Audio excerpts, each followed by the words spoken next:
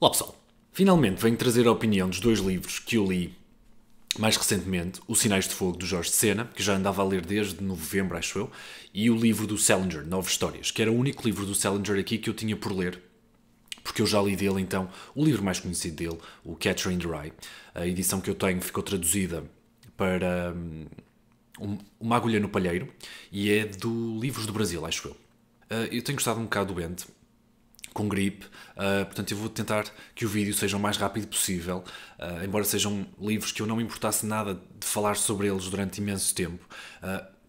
Eu ia dizer em especial do Salinger, mas não, o de Jorge Sena também é um livro que dá para uma discussão fantástica e seria um livro fantástico para um clube de leitura, por exemplo. Vamos então falar um bocadinho do Salinger primeiro. O Salinger, que eu vou deixar aqui a imagem dele, foi um escritor que nasceu em 1919, em Nova Iorque. É um escritor que influenciou imensos escritores também no século XX, como por exemplo o Philip Roth, o John Updike, e é um escritor incrivelmente conceituado nos Estados Unidos. Infelizmente não ganhou o Prémio Nobel, mas foi um escritor que ficou então muito reconhecido, apesar da sua obra incrivelmente curta. Okay? É um escritor que se publicava geralmente ou principalmente contos para revistas e jornais, como por exemplo o The New Yorker, que era uma revista que ele até gostava muito e ficou felicíssimo quando conseguiu publicar pela primeira vez lá. E ele tem então, em 1952, publica o seu grande livro, aquele livro que ele vai ser sempre, o livro pelo qual ele vai ser sempre reconhecido, que é o The Catcher in the Rye. Que vou deixar aqui a capa em inglês, que é um livro que todos os jovens nos Estados Unidos, penso eu, que têm que ler no secundário. Em português temos duas traduções, penso eu. Temos uma de Livros do Brasil mais antiga, eu acho que já é mais difícil de encontrar, que é a que eu tenho. Okay? Uma Agulha no Palheiro. Assim. Livros do Brasil. Okay? E depois existe outra edição mais recente, mais bonita, da Quetzal, que eu não tenho a certeza como é que ficou, mas penso que será qualquer coisa... Uma Agulha no Palheiro, à espera no centeio. Exato, à espera no centeio. Okay? Quetzal tem a maior parte da obra do Salinger publicado. Pelo menos tudo o que foi publicado em coletâneas e os romances a Quetzal tem publicado.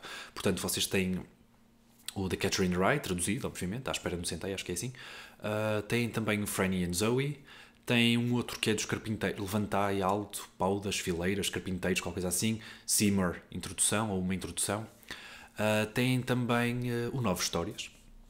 Portanto, tem esses quatro. Em 2014, penso eu, saiu mais uma coletânea de contos, pelo menos 3 contos, penso eu, já postumamente, porque o Salinger morreu então em 2010 com 91 anos. Eu já tinha lido então Uma Agulha no Palheiro, que é um livro que eu recomendo muito, principalmente para jovens leitores que estão ou que querem fazer a transição de YA para...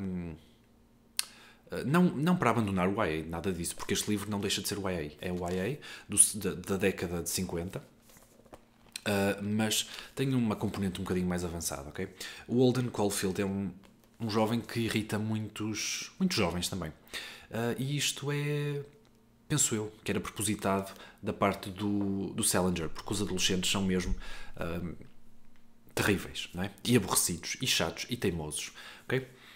E o livro é mesmo assim. Portanto, quem não gostar muito de ter um livro inteiro na perspectiva de um adolescente que é teimoso e picuinhas e chato e resingão e assim, não vai gostar nada deste livro.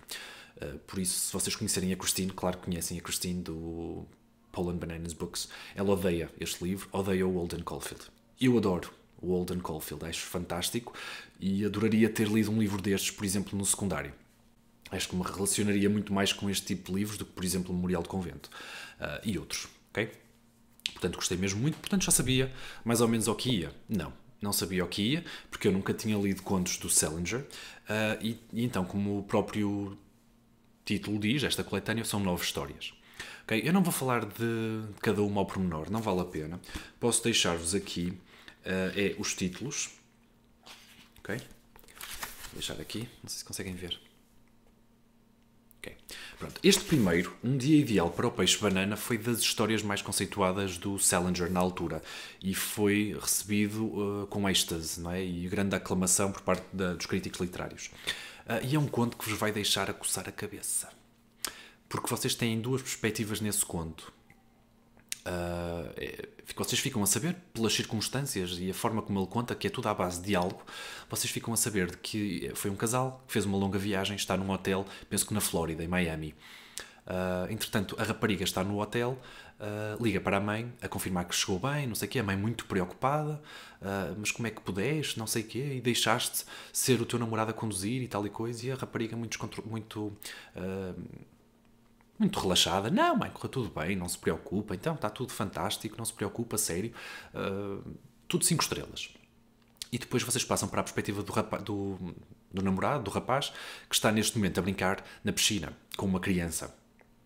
E é tudo muito estranho. E então o título vem daqui, desta brincadeira. E depois vocês têm um final muito abrupto. O que é que este final faz? Que vocês queiram imediatamente voltar atrás a tentar encaixar as coisas, ver que tipo de explicação é que poderia fazer sentido para este final. Ok? Vocês vão ver aqui que há alguns contos influenciados.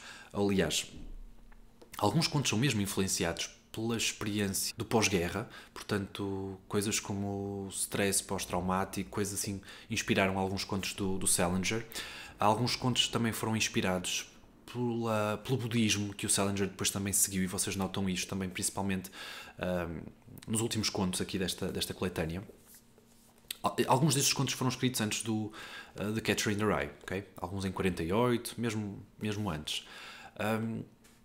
E há aqui um conto em particular que eu também gostava de me focar, que é sobre um casal que está na cama, a dormir, assim, sei lá, se calhar já num momento pós-coito, e recebem um telefonema. E eles nem sabem bem se devem atender, se não, mas o homem lá atende e é o melhor amigo do outro lado da linha a dizer que está farto, completamente farto. A mulher não lhe passa cavaco, não lhe dá satisfações nenhumas, já é tardíssimo, ela não está em casa, ele está farto dela, quer deixá-la,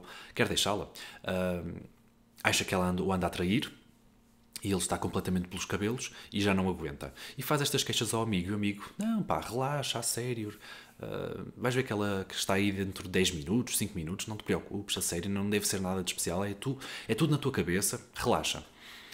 O que é que vocês ficam a pensar imediatamente? Pelo menos com as circunstâncias, ou pela forma como o Salinger cria a história, é que a mulher do amigo é a pessoa que está deitada com este homem na cama.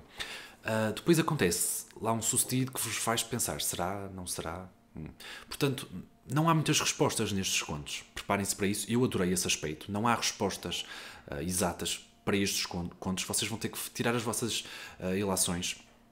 Pode não ser fácil ao princípio, mas o interessante também é ir fazer pesquisas, okay? Ver o que é que o Salinger terá querido dizer com este conto, que tipo de elementos é que estarão aqui presentes, não é? Porque é difícil. Pensem, foram contos escritos há mais de 50 anos, não é? Num período histórico completamente diferente do nosso, e nós não temos de estar a par propriamente das situações, das circunstâncias daquele tempo, portanto torna-se um bocado difícil para nós, no século XXI, interpretar alguns destes contos, mas a verdade é que eles são todos fantásticos. Há aqui um outro conto que eu gostei muito também, que foi inspirado num romance do Victor Hugo que eu não conhecia, que é O Homem que Ri, que eu vou deixar aqui algumas edições que eu encontrei, penso até que são das únicas disponíveis, que eu acho que o conto ficou também O Homem que Ri, não tenho a certeza. Gostei muito desse conto também. Depois temos aqui um conto de um artista que depois vai dar aulas de pintura, também gostei muito. Não vale a pena estar a falar todos ao pormenor. Eu gostei mesmo muito destes contos. Houve alguns que me deixaram assim um bocado, por comparação, não estavam ao nível dos outros, então eu achei que, não, realmente não gostei deles todos por igual, mas no Goodreads, sei lá, acho que dei 5 estrelas, ok? Portanto, gostei muito da coletânea. Gostei muito do The Catcher in the Rye, se vocês já sabem. E pretendo ler mais de Salinger, sem dúvida. Para quem quiser ler em inglês, eu duvido muito que isto seja difícil de ler em inglês. A linguagem não é nada difícil. O que acontece e o que o Salinger faz frequentemente é atirar-vos diretamente para a narrativa. Ele, em certos contos, dá alguma exposição, faz alguma exposição, noutros não. Portanto, vai depender um bocadinho. São todos contos acessíveis, penso eu. E eu gostei muito. Gostei mesmo muito. E é aquele tipo de coletânea de contos que vocês terminam e não digo que queiram ler imediatamente. Não, mas já estão a pensar. Eu na próxima leitura já vou começar a apontar tudo e anotar cada palavrinha que esta gente diz para tirar depois as minhas fazer as minhas conjecturas melhor, construir melhor as minhas conjecturas.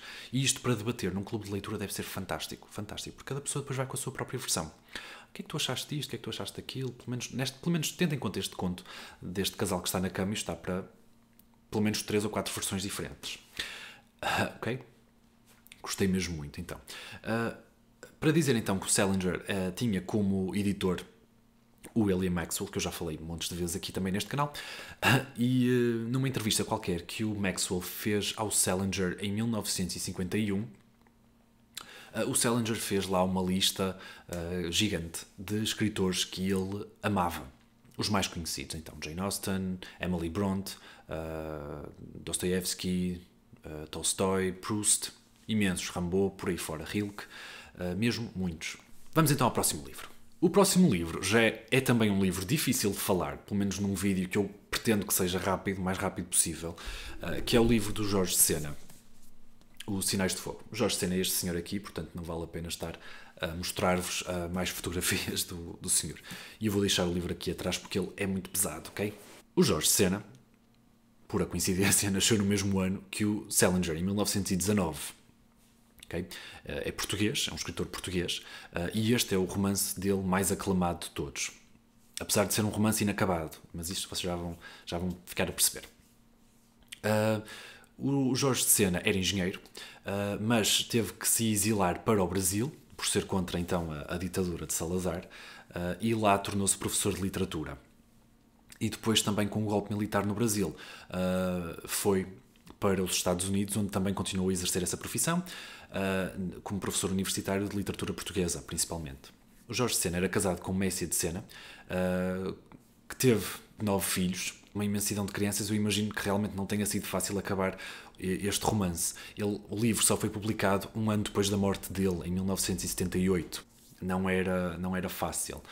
Eu tenho aqui 2 livros de poesia, como vocês já estão a ver aqui, do Jorge Sena. Existem vários livros publicados pela Guimarães, em edições muito bonitas, do Jorge Sena, vários contos, coletâneos de contos, Físico Prodigioso. Eu não sei se vocês conhecem uma edição da Guerra e Paz lindíssima que vocês encontram nas livrarias, que aquilo parece ouro, do Físico Prodigioso, exato. E que custa, sei lá, 75 euros, um preço ridículo assim qualquer, mas que para um colecionador, pronto, não é? Justifica qualquer preço. E eu agora, claro, tenho muita curiosidade nesse livro. Realmente não sei se deveria ter começado com este. E vamos cá ver. Este é um romance muito autobiográfico. Okay? O personagem principal deste romance chama-se Jorge, e nós não conhecemos o apelido. O Jorge é um estudante em Lisboa. Nós começamos no princípio a traçar um perfil do jovem. Temos o seu percurso académico desde, sei lá, da primária, penso que era a primária, do básico, com os seus amigos, a forma como ele interagia com eles, algum do ambiente do colégio, e eu estava com uma ideia completamente diferente deste livro. E realmente este princípio surpreendeu-me, e é um princípio que agarra o leitor imediatamente. Okay? Depois desta introdução, que dura, sei lá, cerca de menos de 100 páginas, talvez, vocês têm toda um avanço do nível académico do Jorge, e estão no período antes da entrada da universidade. Okay? Ele já fez os exames de admissão, penso que sim, e estão então no período anterior à entrada da universidade, e estamos em plenas férias de verão. E onde é que o Jorge vai passar as férias de verão? Em casa do seu tio Justino, a Figueira da Foz. Portanto, este deve ser o romance português mais emblemático que tenha a Figueira da Foz como um pano de fundo. Realmente a Figueira da Foz aqui é a grande cidade e não Lisboa. De todo, embora o livro comece e termine em Lisboa. Na Figueira da Foz, o Jorge vai encontrar alguns dos amigos do colégio. Vocês ficam a conhecer personagens como o Rodrigues, que são inesquecíveis. Não é? O Rodrigues, o rapazito do pénis gigante, que não se importa nada de mostrar a toda a gente o seu talento, e que dorme com qualquer rapariga. E na Figueira da Foz têm também alguns colegas que o Jorge encontra lá, portanto são jovens de lá. Na Figueira da Foz, o Jorge vai se apaixonar por uma rapariga, a Mercedes, que por algum motivo já está prometida ao outro, ao Almeida. Isso não impede que o Jorge e a Mercedes desenvolvam uma relação. Esta relação muito aberta, muito moderna, e muito sem pudor. Okay?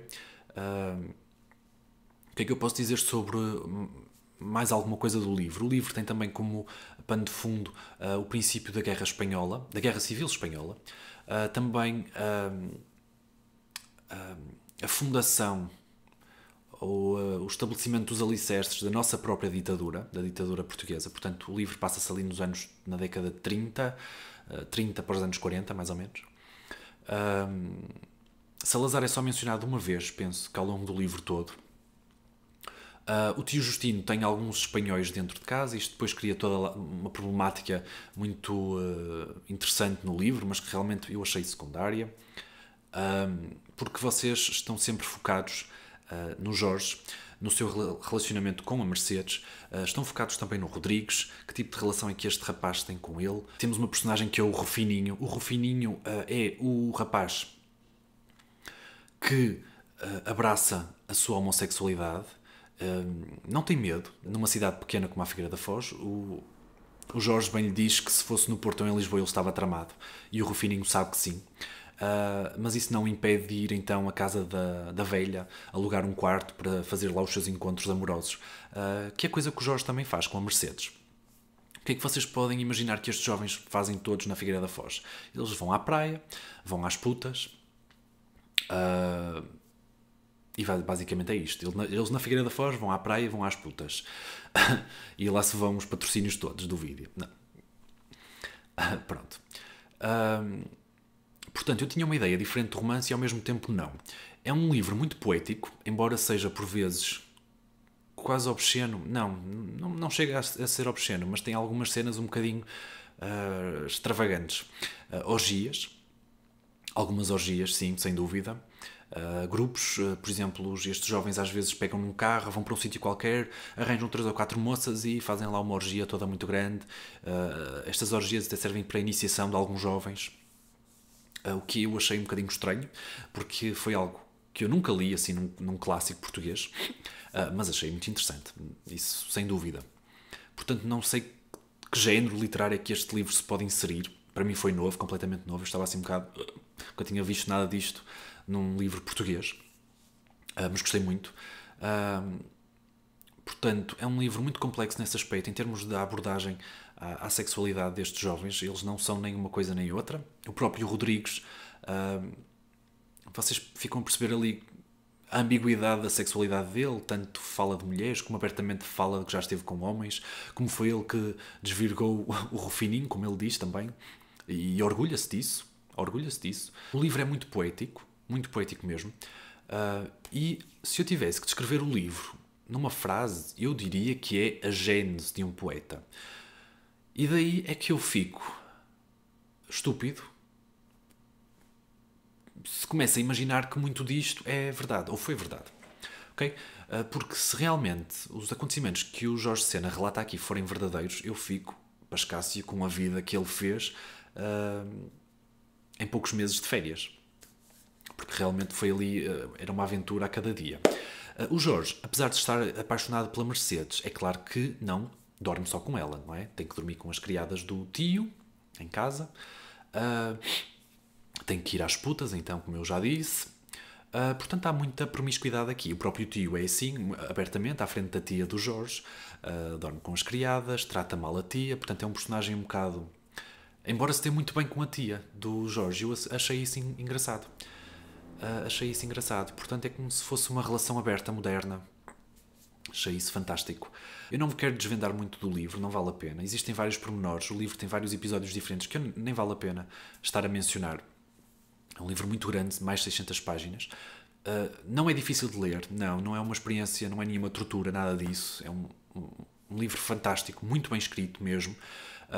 Porque é que demorou muito tempo a ler? Porque eu fui intercalando este livro com outros livros, não é? Porque se eu estivesse só a ler este livro, eu demoraria mais algum tempo, também o canal ia ficar parado mais algum tempo, então eu fui intercalando e à medida que ia intercalando, ia adiando a conclusão da leitura. E já me perdi naquele ponto em que ia dizer que o livro, se eu tivesse que o resumir, era a gênese de um poeta. É exatamente isso. Portanto, este Jorge, funciona como o adolescente, o Jorge de Sena, a descobrir-se a ele mesmo, a descobrir a sua poesia. E a forma como a poesia chega ao próprio Jorge, ao personagem principal deste romance, é muito interessante. vocês estão a ler e parece que os versos lhe caem na cabeça, surgem na cabeça assim inesperadamente, sem...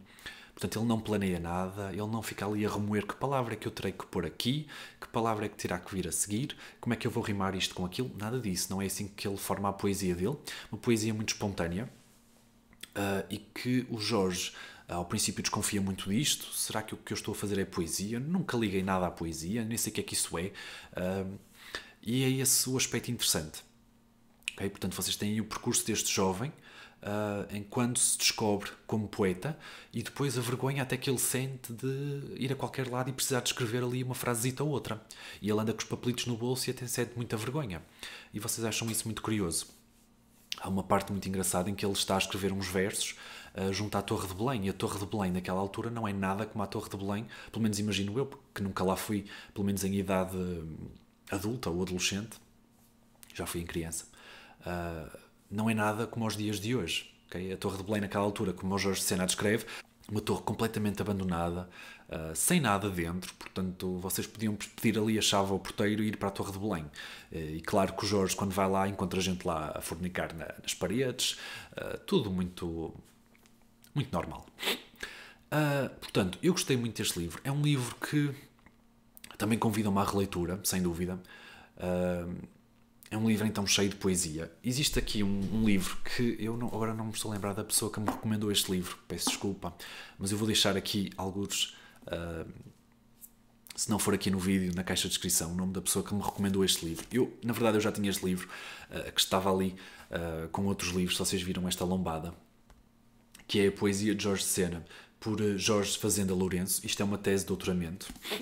E falo então sobre a poesia, uma análise da poesia do Jorge de Sena, que eu comprei logo após ter comprado estes dois aqui, mas a verdade é que nunca mostrei, achei que não seria interessante. É um livro muito baratinho, mas que não interessaria a ninguém se não tivesse estes dois livros ou se não conhecesse a poesia de Jorge de Sena, não é?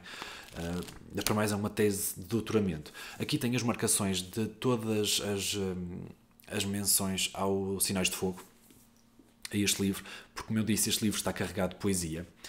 O próprio título, Sinais de Fogo, vem de uma poesia que o Jorge cria, e o primeiro contacto que vocês têm com a poesia do Jorge é muito fortuito. Portanto, ele está numa tasca a comer uma posta de peixe e de repente vem-lhe uns versos assim do nada, e eu achei muito engraçado, porque ele depois fica muito atarantado sobre o que é que há de fazer com aqueles versos. E eu posso ler-vos até o poema que dá título então ao livro. Vamos lá. Sinais de fogo, os homens despedem, exaustos e tranquilos, destas cinzas frias. E o vento que essas cinzas nos dispersa não é de nós, mas é quem reacende outros sinais, ardendo na distância, um breve instante, gestos e palavras, ansiosas brasas que se apagam logo. Um livro que está, então, incompleto, não era bem este o plano. Se vocês lerem aqui a introdução da própria mulher do Jorge de Sena, sabem que não era bem este o plano que o Jorge de Sena tinha em mente. Ele tinha um plano ainda mais ambicioso para este romance, que deveria fazer parte de uma série, mas que na verdade foi o primeiro a ser escrito. E vocês notam o caráter inconclusivo da narrativa, sabem? E notam também que existe uma falta de trabalho de edição que realmente foi impossível a ver pela morte do escritor. Porquê? Existe, por exemplo,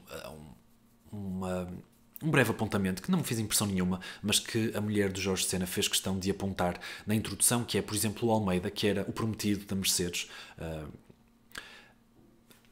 Em algumas passagens do livro ele tinha um nome diferente. Okay? Eu penso que ele era Manuel e num dado momento o Jorge de Sena trata-o por Mário, qualquer coisa assim. Mas isto não faz diferença nenhuma, porque vocês sabem quem é que o Jorge de Sena está a falar, mas realmente é um ponto que, se o livro tivesse tido edição, ou tivesse tido revisão, melhor assim, não passaria em branco. Okay? Os jovens não precisavam ter ido tantas vezes às putas, por exemplo. Portanto, há aqui vários episódios que realmente poderiam ter sido limados, não sei. Algumas das peripécias dos miúdos são algo repetitivas também. E depois temos o regresso do Jorge a Lisboa. Isto não é spoiler. Neste livro não há spoilers nenhuns, não há nada que possa estragar a experiência de lê-lo. E tem a parte que eu achei mais interessante, okay? Que é a parte do Jorge com o Luís. Vocês precisam de ler. para saber quem é então este Luís, que foi com o Jorge para Lisboa, para a casa dos pais. Eu gostei do livro, conto reler, é um grande clássico português. Aliás, na revista Estante, se não estou em erro, foi eleito está entre os 12 melhores livros portugueses de sempre. O Jorge de Sena era amigo do Saramago, o Saramago foi até uma pessoa que o incentivou a publicar alguns dos seus contos, antes mesmo do Saramago ter publicado romances, pelo menos os romances mais recentes.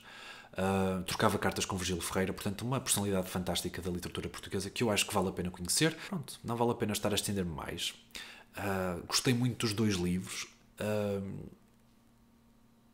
Agora cabe a vocês saber se são livros que vos podem interessar ou não, e eu realmente gostava muito de poder discutir aqui nos comentários com quem já leu alguns dos aspectos deste livro, o que é que vocês acharam, e trocar algumas considerações, em especial deste, que eu acho um livro fantástico para trocar impressões depois da leitura de cada um dos contos, porque são contos que dão pano para mangas, apesar de serem incrivelmente curtinhos. Porque é que este livro ficou tão célebre também? Ficou muito conhecido também, aliás, ele já era conhecidíssimo, mas ficou ainda mais conhecido e ganhou ainda outra dimensão, outra importância, depois da morte do John Lennon. O homem que matou o John Lennon, o assassino do John Lennon, tinha este livro quando foi encontrado. Tinha este livro com ele, o The Catcher in the Rye. E vocês podem imaginar as notícias todas, a explicação dele ter o livro com ele estava nas páginas, vocês vão ter que pesquisar isso um bocadinho melhor se tiverem curiosidade, nas páginas do livro, da edição dele, The Catcher in the Rye. E isto criou toda uma polémica e realmente levou o Salinger para um nível que já era alto, para um nível estratosférico.